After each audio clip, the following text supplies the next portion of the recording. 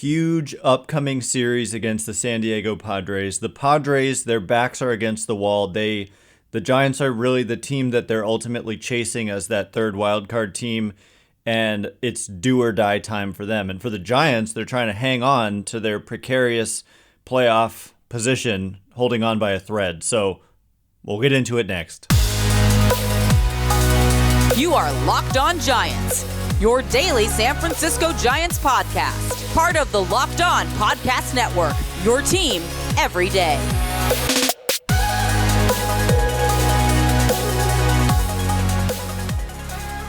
Hello and welcome to Locked On Giants, part of the Locked On Podcast Network, where it's your team every day. My name is Ben Kaspick, and on this show we provide daily episodes Monday through Friday talking about the San Francisco Giants in a way that's data-driven and rational, but also simple, passionate, and accessible to all. I'm a former contributor for the baseball statistics and analysis websites Beyond the Box Score and Rotographs. I've been podcasting about the Giants since 2015, and I am a lifelong fan. Thank you for making Locked On Giants your first listen every day. We're free and available wherever you get podcasts, including YouTube. Check us out there if you have not already, and please hit that subscribe button wherever it is that you're listening. Also, download the Bunches app today, and when you do, our friends at Bunches have featured the Locked On MLB Bunch in the Discover tab. You can also click the link in the descriptions or show notes below to join the Locked On MLB Bunch community today, where I am a part, so you can chat with me there. And anyway, coming up on today's show, we're crossing over with Javier Reyes from Locked On Padres, and it is a very fun and wide-ranging conversation as we are about a month away from the end of the season, so it's not over yet, but the Padres have been an all-time disappointing team this year. People thought they might be the best team in baseball, and here they are, 10 games under 500. And like I said, this is a do-or-die series for the Padres. Javier thinks that they're just done and that their energy is not going to be there. I don't take them lightly, and so we'll have that kind of dynamic to our conversation. And he wants to know, what's the key to the Giants' success with a, on paper, less talented roster just being able to perform better than an on-paper roster that people thought was perhaps the most talented in baseball. So it's a great conversation. It's a long conversation, therefore it's going to be split into two parts, one part today, one part tomorrow. So without further delay, here is part one of my conversation with the great Javier Reyes from Locked On Padres. Just in time for this highly competitive, hotly contested, Giants, Padres, both teams, both fan bases on the edge of their seats, vying for the wild card spot.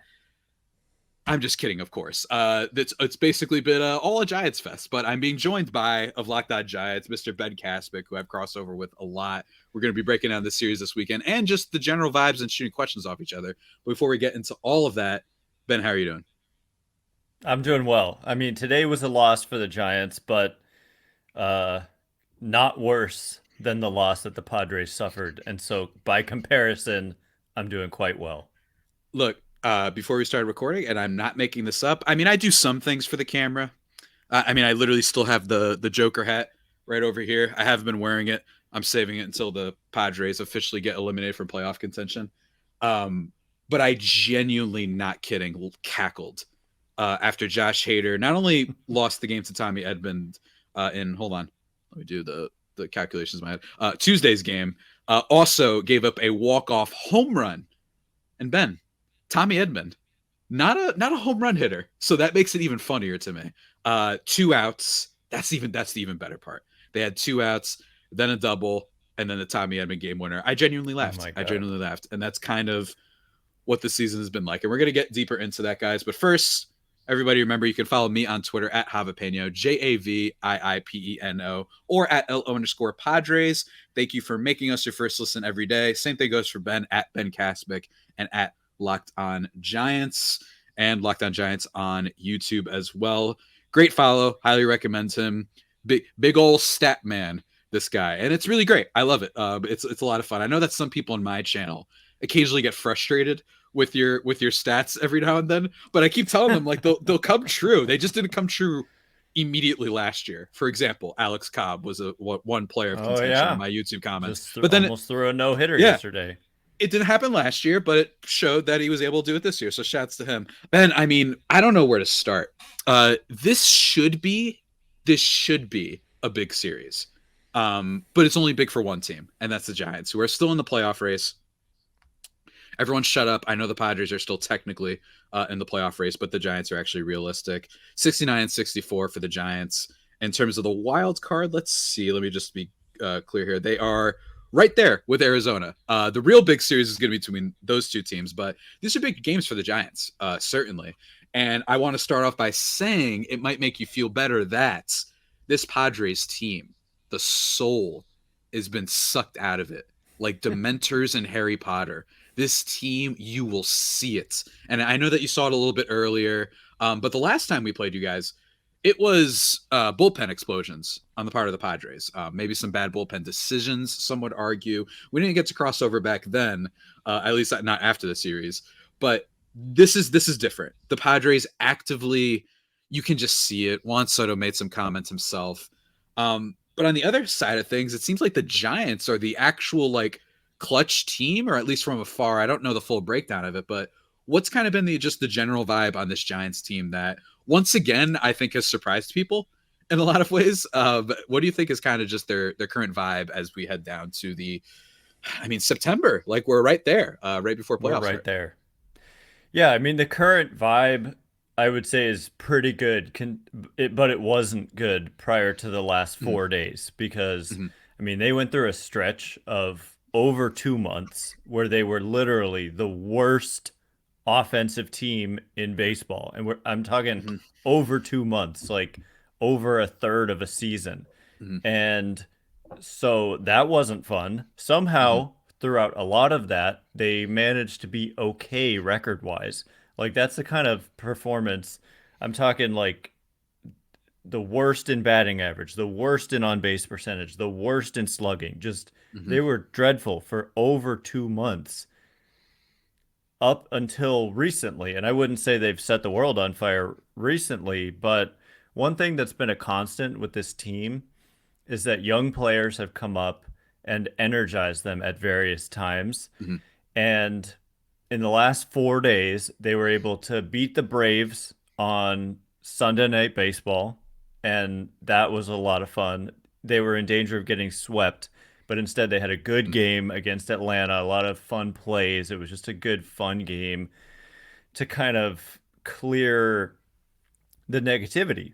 And they played the Braves a lot they played both their series against the Braves like in the span of 10 days. And so the Giants lost 7 series in a row in August. They won the first, and then they lost 7 straight series in August. So that kind of poor offense caught up with them, and they started losing. And they were in a strong playoff position, but now they've fallen out to where they're like kind of just barely right there in that third spot. They were in the number 1 spot not long ago, but young players coming up and providing a spark like at various moments throughout the season. First, we had Patrick Bailey, who I think has established himself as arguably the best defensive catcher in baseball and arguably the best defender period in baseball. That's how much of a difference he's made. And you've got other guys like Luis Matos and Casey Schmidt and Ryan Walker as a reliever who have like had their moments and provided their sparks. But just recently, you had the debut of Kyle Harrison, who is perhaps their best prospect of all. And he's made 2 starts now. His first start was against Philly, and I was really impressed. The final line doesn't really show how well he pitched and how effective the fastball was, and it reminded me a lot of what I saw last year from Carlos Rodon in terms of just the fastball being overpowering and the ability to just like the reaction of the hitters when they see it and how they're just like jumping out of the way. It just gets on them quick. It's a deceptive arm angle, and it's high velocity. But the Phillies got to him with some of his sliders, and Bryce Harper hit a home run. But then on Yeah. Monday, he goes out there against the Reds and he goes and just has a historically good performance. Six Yeah. and a third, 11 strikeouts, I think 2 or 3 hits, 2 walks, including one to the final batter he faced. And so, of all they've had a lot of rookies. I would say Bailey's been like the only impact rookie so far, but Harrison has a chance to be like a front of the rotation starter. And that kind of energy is with them right now and help them win this Red Series. And suddenly you've got Webb, you've got Cobb, who just almost threw a no hitter, and then you've got the young stud. Suddenly you're looking like, okay, this can help get us to the playoffs and this can help us win playoff series, especially short series where it's only a best of 3. And you're going to see Cobb and Harrison in this upcoming series. And so the offense, it's like hit or miss, and you kind of have to pray that it's like sometimes they just disappear. They disappeared today, but um, they've managed to just kind of come back from tough times. And I think the Hmm. Padres, it's kind of been the opposite. They've managed to Hmm. never propel themselves. Yeah. Like the fact that they haven't won 4 games in a row all year is just a staggering fact Yeah. to me. And that just, the Giants, I mean, the Giants have been streaky. They've won 10 in a row this year. And anyway, yeah, that's where they're at. And I'll just say, you, and I think it's totally interesting how you view the upcoming series as like the Padres aren't in it. It's irrelevant for them. Like they're done. But from the outside looking in, that team is still super scary, Hmm. super dangerous. And at any moment, like you just don't want to let your foot off the gas against them. Hmm. And so that's how I'm feeling, and I'm sure that's how the Giants themselves are feeling. Nobody's feeling like Hmm. the Padres are just toast. Instead, it's like this is a scary and dangerous team, but Hmm. so far they just have not been able to show it on any kind Yep. of consistent basis. Locked On Padres and Locked On Giants fans, I have to tell you about a new app. It's called Bunches. It's a new app built just for sports fans where you can chat sports in real time. If you click the link in the show notes description to join the app, or just you can go to the Apple Store as people do. You just type in Bunches and you download it. I'm telling you, you're going to love the conversations with our Locked On hosts. They're all starting to get on it. If you just want to talk, you want to be like, hey, you want to send some memes? Send me some memes my way. I love that stuff. It's great. It's fantastic. That's basically all I have to do these days. I don't know. I'm at a position where I can't really tell you stats anymore. I'm always like, yeah, Bogart's bad. I don't have any new numbers for you, kind of. But I'm always there for the memes. People seem to like those. It's a free app, guys. Like I said, Locked On MLB Chat is featured in the kind of Discover app. You'll see it immediately. They're featuring us. And it's great. You can tell us little stories about the team, share us pictures of the ballpark, whatever you want to do. It's really cool stuff. Download the app. And when you do, like I said, at Bunches, they have featured the Locked On MLB Bunch group in the Discover tab. So go check that out and join the Locked On MLB Bunch community today. As soon as they sweep the Rangers, one of the best teams in baseball before the deadline. Then they win a series against the Rockies. And then there's 2 series against no. They lose 5 out of 7 of those, and they get absolutely wiped out. Get swept by the Pirates. Just throw that in for get measure. Get swept by the Brewers. You lose 2 walk-offs to the Cardinals. So I know that other people from the outside, they look at this and they're like, I mean, it's still Manny Machado. I mean, it's still Xander Bogaerts. It's still and I'm here to tell you, don't worry about it. I'm telling you, don't worry about it. I'm not I saying that hope like they so. can't win a series. That's totally possible. But like in terms of the fear, it will be amazing how you will watch these batters and you'll be like, if runners are if there's no runners on base and Xander Bogaerts is coming up, just walk them. And then Bogaerts will hit into double play. He's already hit into 20 this year, 3 more than he did all of last year. I believe he's hitting 100 with runners on first and second, something crazy like that. And you're like, you see that reaction is, that is a I mean, microcosm of the Padres season, man. It's crazy. what's wild to me is I remember following the Padres closely at the beginning of the year, and you couldn't get the guy out, and it just seemed Yeah. like This is a great signing. He's going to have a great year. He's just getting a hit every time he comes up. Mm, And all of a sudden now you're telling me stuff like this. And that just goes to show you that baseball is a marathon and not a sprint. And mm, that this marathon for the Padres this year, thus far, they're not eliminated yet. Uh, I mean, that's the thing is that maybe you think that desperation isn't even there with this team. Like they don't even feel the need to mm. feel desperation about their position. But this is a 4 game series against. Yeah. I mean, the Giants tech being that third wild card team, technically that is the team that they are chasing to Mm-hmm. get that final spot to get in. Mm-hmm. And so you couldn't really ask for a bigger series from the Padres' perspective. And so to me, I'm expecting a sense of urgency from the Padres. But hey, if they're not going to show it, great. Yeah, right, exactly. But yeah, I mean, and it hasn't been all bad, and we're going to talk about exactly what I think the biggest difference has been between both of these teams. Get a little bit statty with it all. But before we do that, I want to take just a second to talk to you all about FanDuel. All right, we're in the midst. It's coming up. You guys know what's coming up. You got not just the baseball playoffs and the end of season stuff, but it's football time because we live in the United States here. At least me and Ben do. And football's pretty big here. Let me tell you. And right now, new customers can get $5. Hold on. Sorry, read that wrong. Can bet $5 and get 200 in bonus bets guaranteed. Plus, all customers who bet $5 will get $100 off NFL Sunday Ticket from YouTube and YouTube TV. I am touching my nose right now for all my video listeners because I'm about to sneeze. Now is the best time to join the FanDuel app. It's easy to use, and you can be on everything from spreads to player props and more. It's really great stuff. Love FanDuel. You've probably heard of them before. I probably don't even have to read the rest of this ad. You've heard of them. They're money. They're great. And just in time for football. I love that Sunday ticket deal. That's awesome for all you, if you're San Francisco, for Ben's side, maybe you're a 49ers fan. On my side, I don't know. You used to have a team, but still, maybe just big into fantasy football. So go check that out, guys. Visit FanDuel.com/lockedon and kick off the NFL season with an offer you don't want to miss. FanDuel, official partner of Locked On and the NFL. Everybody, we're back here on the Locked On Padres and Locked On Giants podcast. Be sure to check out both of our play-by-play broadcasts on the SiriusXM app. It's great. And remember, we're your free podcast, your team every day, of course, and free and available on all platforms.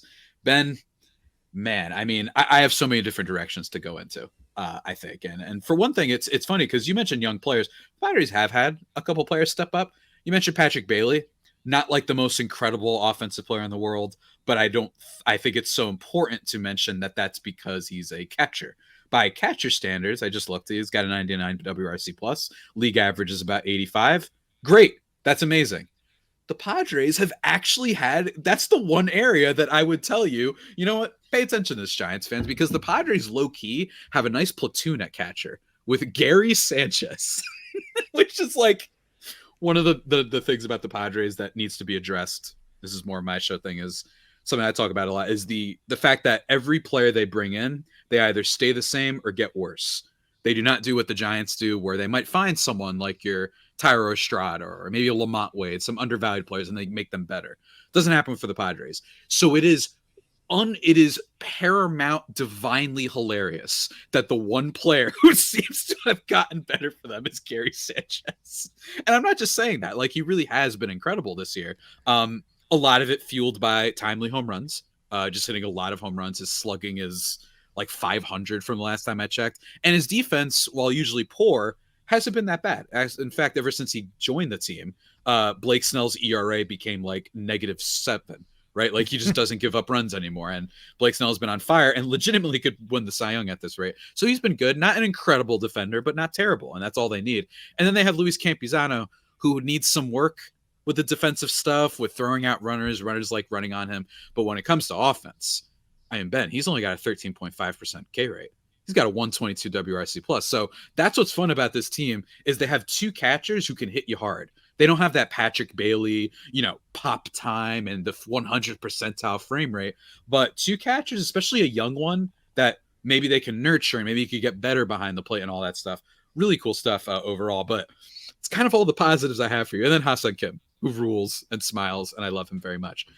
It's so funny to me that the Giants outplay their I'm going to call it their peripherals, their main peripherals. And what I mean by that is like 23rd in batting average, 21st in on base percentage, 22nd in runs, 21st in home runs, 25th in slugging, 10th in ERA, right? Like they're good at starting pitching, but they still are managing to win. I mean, I think the biggest thing for that is that they are not nearly as horrid. And I mean that word in every sense, horrid, in close games. That's what I was going to say too. That's exactly what I was going to say. It is, look, the Giants, when you take into account what I just brought up, the fact that their offense isn't all that great, there's a lot of reasons for that you could get into, but they're 19-17 in one-run games. Do you know what the Padres are in one-run games? Yeah, because I have it pulled up. Can you tell the people what they are? I was going to bring it up. They're 6-22 in one-run games, including today, another one-run game. They were winning by 1 run. Mm-hmm. Apparently, I didn't know this double also happened with 2 outs in the 9th, but up by a run. Josh Hader on the mound, who's great. It's just so baffling. Like, it's not like Hader's having a bad year at all, right? Had a sub-1 ERA heading into that, yeah. Sub-1 ERA, but nevertheless, double home run against a team that's last place, been cursed all season long in the Cardinals. All season long. They are trotting out the decayed corpse of Adam Wainwright, and they. Oh my God! It was Adam Wainwright today. No, it wasn't Adam Wainwright, but the previous games, if I'm not mistaken, I believe the Padres only tagged him for like 2 runs. I'm gonna check that right now. But that right there, you see that one even got you. You were like, "Oh God, that's gross." Let me see if I can find it real quick. Well, and the extra innings as well. It's crazy. Yeah, the extra innings, they're 0-11. 0-11 in extra innings. 0-11. One away from what I understand from tying the worst ever. Yep. I believe it was the Expos. In like 1979 or something. Incredible stuff all around. It's incredible. I mean, and that alone. Only 1 run against Wainwright. Only 1 run against Wainwright. They did get 8 hits, but that also speaks to they refuse to drive anybody in. A lot of people, it's my pinned tweet on the Locked On Padres Twitter account, the Left on Base Padres podcast. That's what they do. And then the Giants, even though being less talented, they're 19-17. They're like average, Mm-hmm. If the Padres were just average in every area, and I don't care, would it have been disappointing? Yeah, a little bit. You bring in Bogarts, you bring in Soto, you get Tatis back, like, of course. But if they were just average, they are probably like, I'm just throwing out numbers, they're like 2 games up on the Giants right now, probably. Like, that's how, because they have good starting pitching, they have good defense, they have Josh Hader at the minimum coming out of the bullpen. Like, the starters are supposed to be the weakness of this team, and that has not been the case. Michael Wacha's been awesome, Seth Lugo's been awesome, Musgrove when he was there, like I said, Snell could win the Cy Young. Darvish has been a mess, but it doesn't matter. That's how good the Padres starting pitching has been as a whole. So it's like just it's fluky, but it's also reminiscent of what their franchise is. And I'm wondering, Ben, what do you think it is? Because with the Giants, they keep doing this. And last year, yeah, they fell off a bit. But then the year before, they won like 100. They were like the 2001 Mariners practically. Just everyone had career years. And that just doesn't seem to happen with the Padres. What do you think there might, like, one of the differences you think might be between the two? It is perplexing. And this Padres team, the season is not over, but if they were to not make the postseason and just continue to flounder throughout the month of September, they're going to go down as one of the most perplexing and underperforming teams in the history of the game. Like, we were on here pre-season just gushing about them, and everybody except me and Jeff Snyder, and I only did it in part to try to jinx the Dodgers. Yeah, I know. He did the bit, yeah. Everybody's picking the Padres to win the division. Mm-hmm. And at the moment, I don't know if you know this, but the Padres are 21 and a half games out. They're almost eliminated, and we're not even in September in the Uh-huh. NL West. So much for that. So what do I think it is? I mean, I've got to imagine there's some kind of lack of cohesion Hmm. among the players. I Hmm. know I I hate to speculate like that, but Hmm. like sometimes just when you lump a bunch of stars together, it doesn't work. I feel like we've seen that in other sports Yeah, absolutely. where especially like when they're like hired guns, they're kind of just brought in from the outside Hmm. and I don't know. I mean, Bogart's like he chose to sign here. Machado chose to sign there. And Juan Soto, of course, didn't have a choice and was just traded, but it Hmm. seems like he's had a pretty good personality and Hmm. like attitude about it all. Hmm. But you've got so many players who are like not homegrown, Yeah. and I think that that's part of what Hmm. like like I said, it's so energizing. Like you mentioned Luis Campuzano. Hmm. Imagine like a team where you've got like six, seven, eight guys who are like that kind of young Hmm. energy and like they were in your farm system and you watch them grow and the fans like witness all that. I mean, I'm just kind of spitballing here because, Yeah. like I said, it's really hard to say what the reason is. But that, when you look at like the early 2010s Giants that had all that success, homegrown players, and you Hmm. look at the Astros currently, like homegrown players, a lot of homegrown players, and the Padres consistently trade their homegrown players, Hmm. and so many of them have gone on. There are so many players around the league who were with the Padres, Yeah. never really got a shot or got a little bit of a shot, and then went on to be anywhere from mediocre to good to great. Hmm. And I just kind of wonder, like, would they have been better off just letting those players blossom with San Diego instead Hmm. of trading them away for these kind of hired guns, like I said. But I mean, I have a hard time statistically saying that Yeah. you're Hmm. better off not having Juan Soto and Manny Machado and Xander Bogaerts and Blake Snell and blah blah blah, and Yeah. Josh Hader. But here we are, and it does seem like this is not it's not just a 1 year fluke.